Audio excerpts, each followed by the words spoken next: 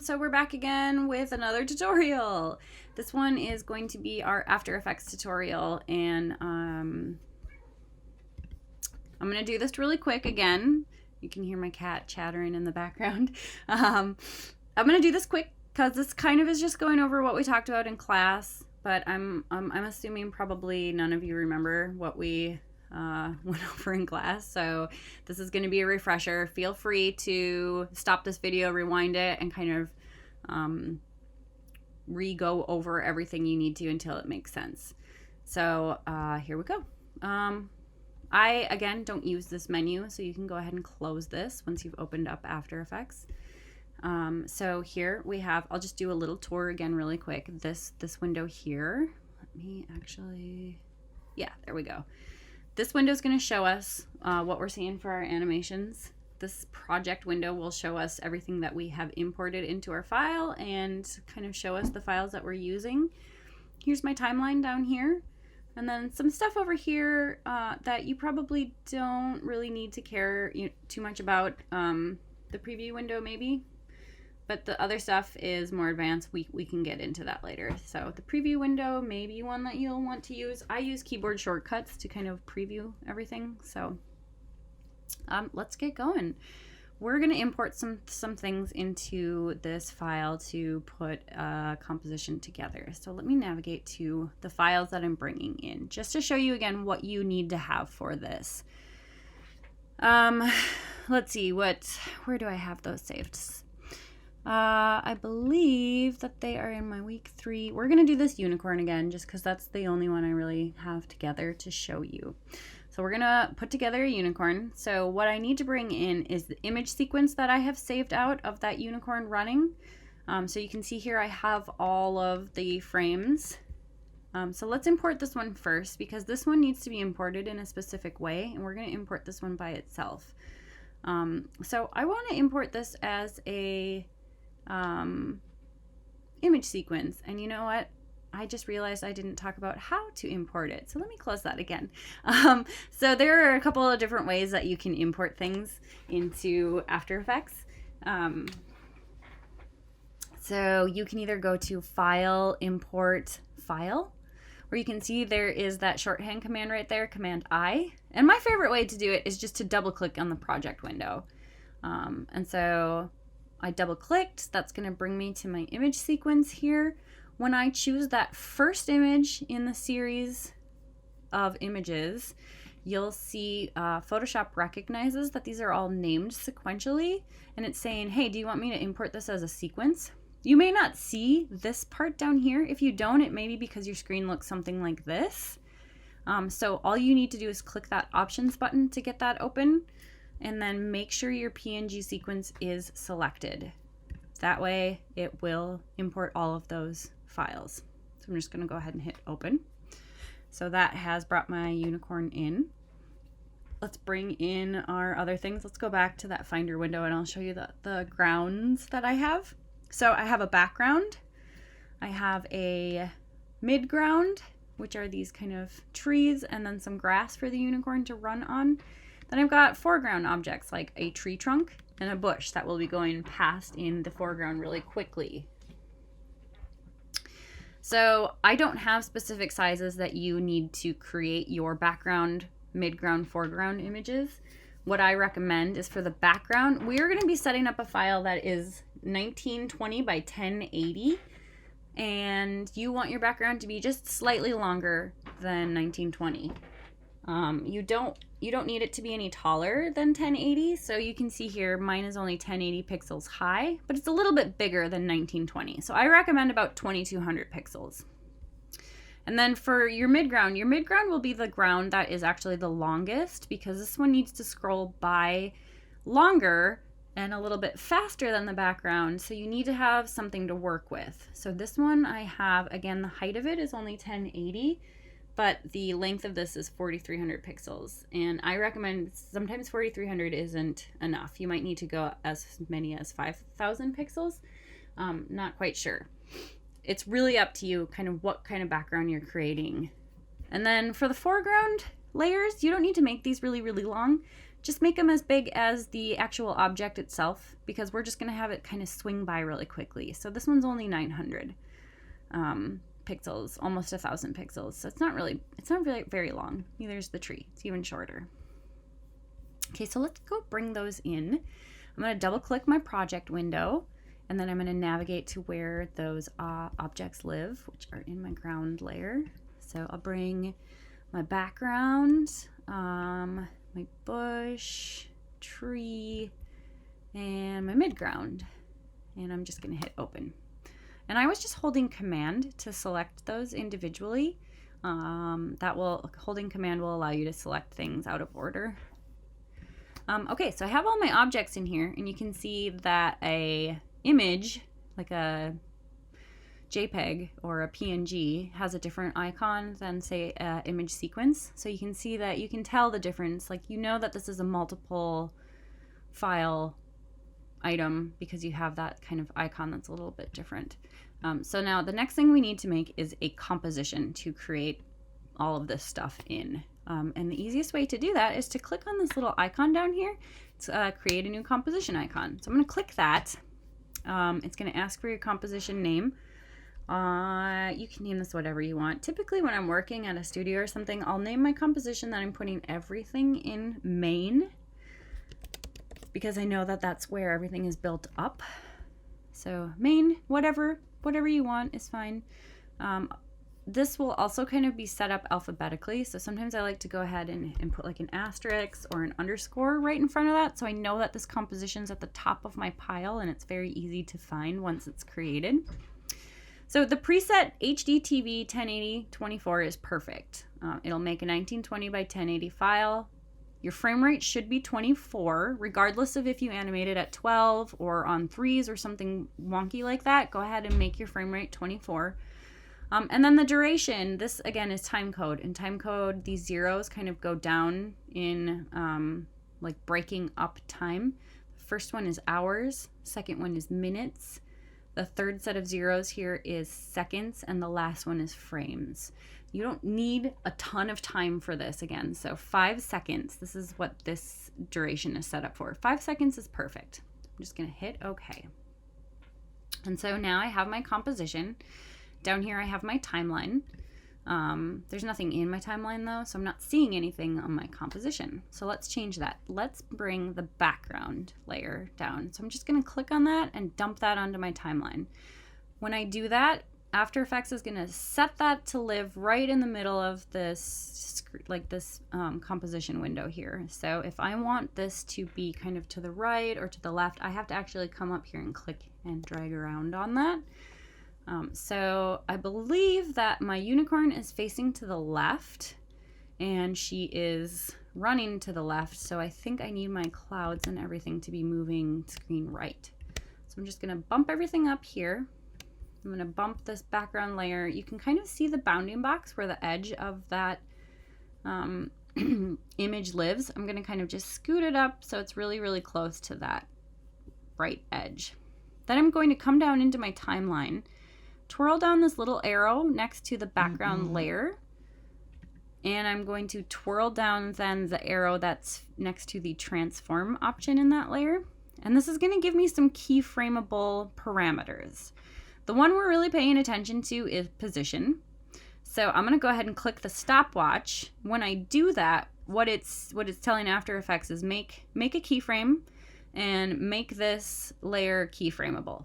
So I have a keyframe started here. You can see that little kind of blue diamond is my keyframe. That's After Effects saying at this point in time, have this object live at this position.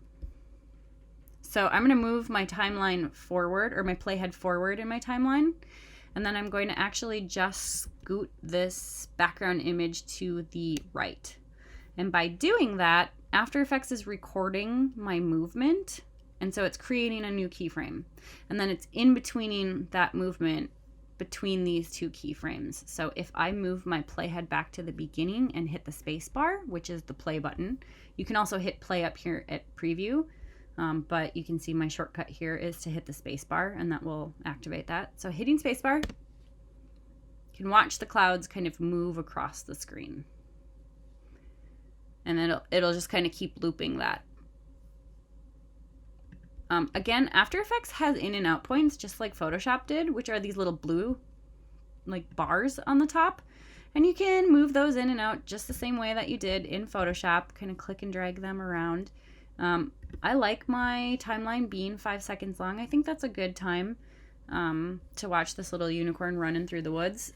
If you need yours to be longer or shorter, you can always just kind of shrink that down so that we're only seeing a certain amount of it.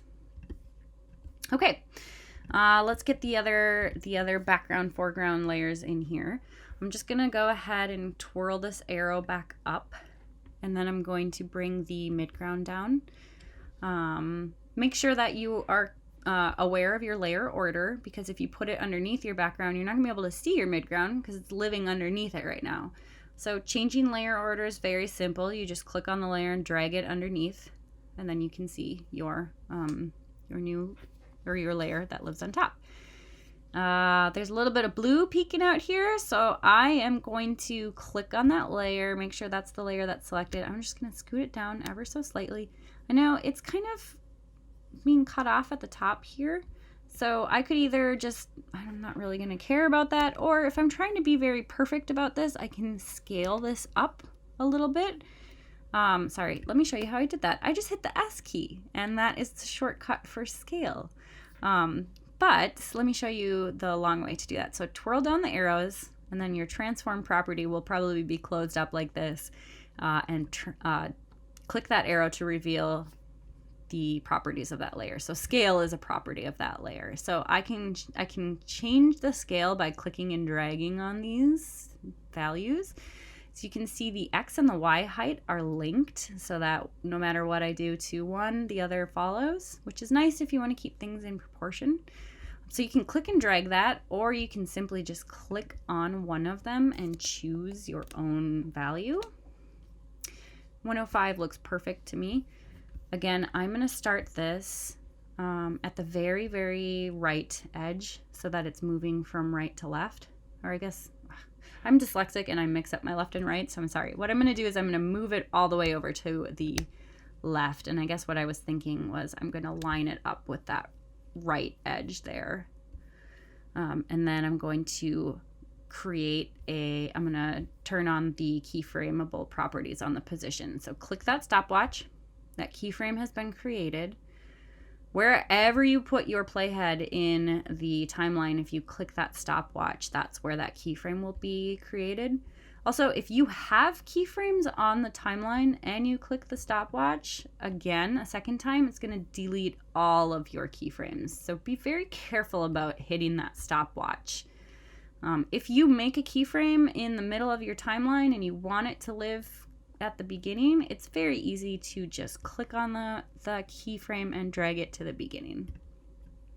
Okay, so I'm going to move my playhead to the end of this composition, and I'm going to click and hold shift to constrain it to that up into the horizontal plane. And I'm just going to click and drag that all the way over to the end of this image. So again, this is why this image needs to be quite long. So it has a lot of ground for us to see as it's playing. Okay, so I'm going to bring that playhead back to the beginning, and I'm going to hit the spacebar and just see what that looks like. So the clouds should be moving at a slightly different speed than the trees, and then that kind of starts to create that parallax effect.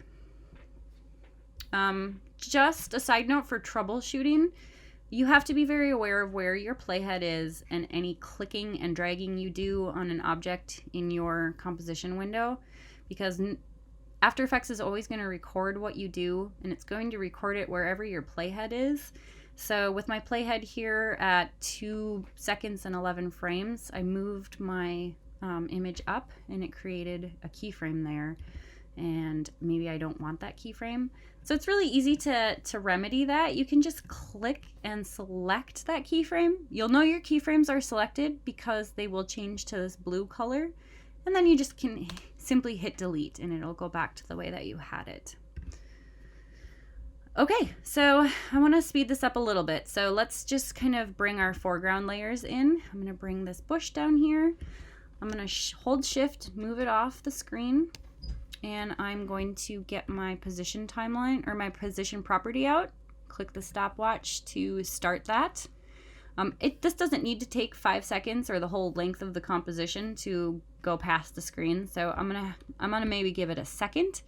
So move my playhead to 1 second here in the timeline, and I will click and drag that bush so it goes across all the way. And again, I'm gonna back up and hit spacebar to just kind of watch that. So the bush should move faster than the tree layer, and the tree layer should be moving faster than the cloud layer.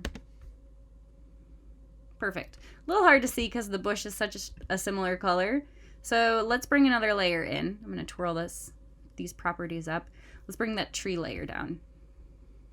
And I actually want the tree to go past after the bush. So I know that the bush goes from 0 to about 1 second.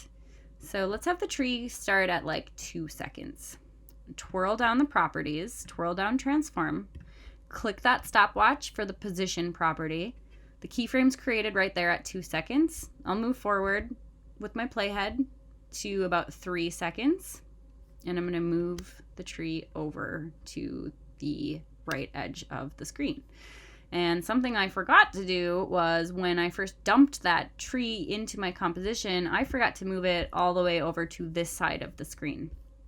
So right now, it's just hanging out in the middle of my screen until it gets to that keyframe, and then it'll start moving across. And that's not what I want. So it's very easy to move positioning and to kind of change these keyframes up.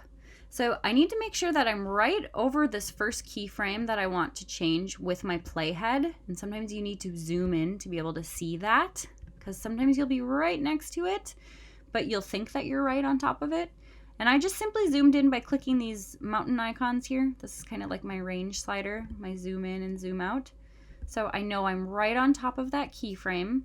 The keyframe is blue. You don't have to select it to activate it. If you just start to move something, if you move that image in the timeline, After Effects is going to record that in your keyframe. So let me zoom back out and make sure that that's exactly what I want. Perfect. Okay, let's take a look. Nice. A little robotic, a little stiff, not much personality, but it is what it is, and this is just supposed to be a quick demo for you. So the last one that I'm going to bring in is I'm going to bring the little unicorn in.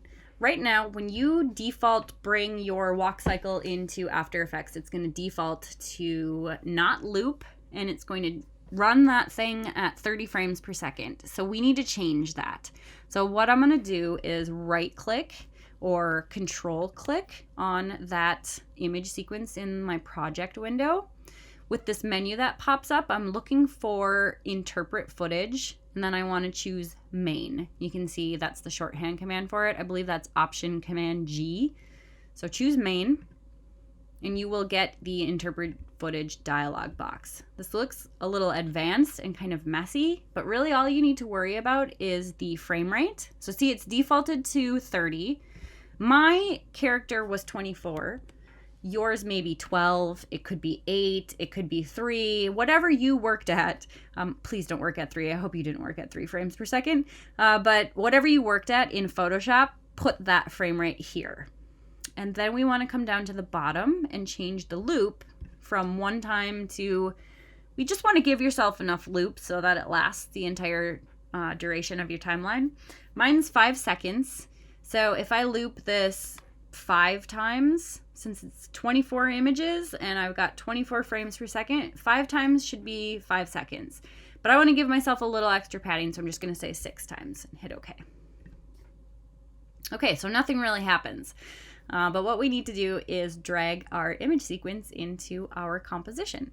So I'm going to drag this in, just dump it down into my timeline. It's going to center that thing up, and then I'm going to hit play so I can kind of see what it looks like.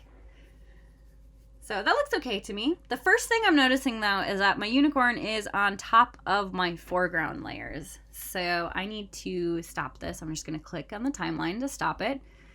And I'm going to drag this character underneath the tree and the bush layer. I kind of want the unicorn in it. I don't want her in this area.